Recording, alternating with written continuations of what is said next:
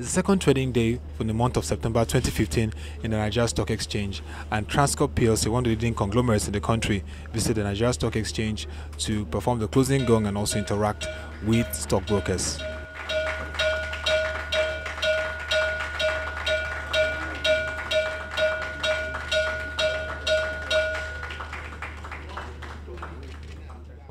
Received by the CEO of the exchange, Mr. Onyema, the management of Transcorp Plc through its president, Mr. Emmanuel Nnorom, gave insight into the operations of the conglomerate and the activities of its 4 subsidiaries which have interest in power, agribusiness, oil and gas, and also hospitality.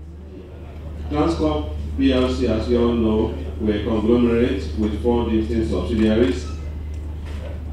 The first subsidiary I want to talk about is Transcorp Hotels Plc, which is also quoted on the stock market, and it's a subsidiary in hospitality business. It has a 670-room hotel in Abuja, which you're all familiar with, the landmark hotel, and also a 147-room hotel in Calabar. Transcorp Hotels Plc is owned 83% by Transcorp Plc. We also have Transcorp Power Limited.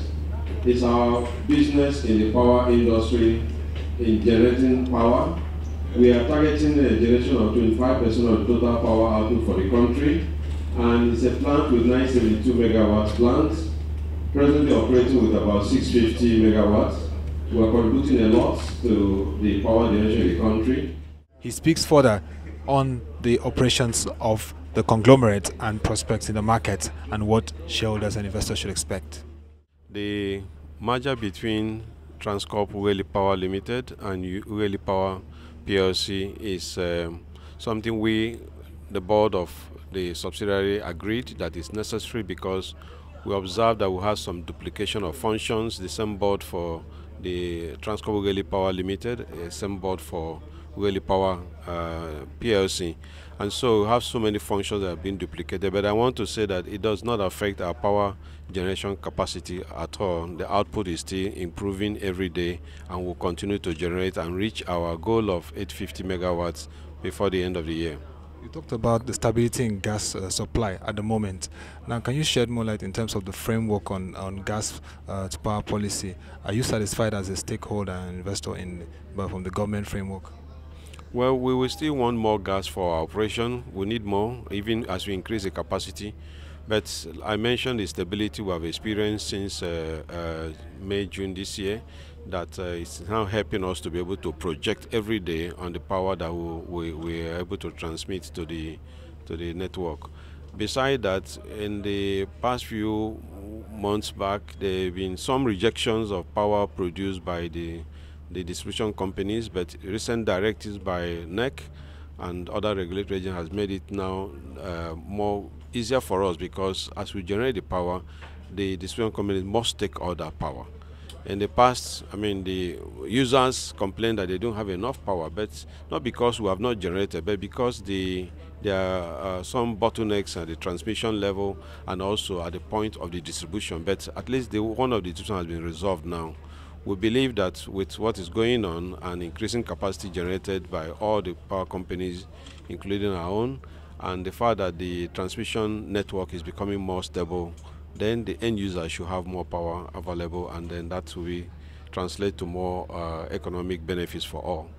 Now, in terms of your interest in the oil and gas sector, you're developing it, but we're seeing the government moving to take energy reforms. What will be your expectation in terms of the policy framework, because this is critical for investors? You see, we have an oil block and OPL 281. We are at the level of what we call developmental stage, and the production sharing contract we signed with the government in May last year with NNPC allowed us to do this over a period of 3 years, but we're almost on course to do this within a period much shorter. And for us, it's only when you finish the development that you now know the next stage, which is the commercialization aspect of it, in which if we have gas coming from there, we expect to pipe that gas to our plant. which will improve gas availability, to us and also for what we generate. And of course, if oil comes out from that particular well, we also have good market for it. The good thing is that based on our cost levels, even with the declining price of crude oil, there's still a good margin that is available for Transcorp, but that will come from next year. From the analysis, Transcorp Plc is beginning to see deep activity and traction in its power subsidiary, and this is also even getting to the agribusiness, hospitality, and also developing its oil and gas subsidiary. And if all this mesh together, definitely this will add more value to the market, even at a trying time where it's experiencing volatility.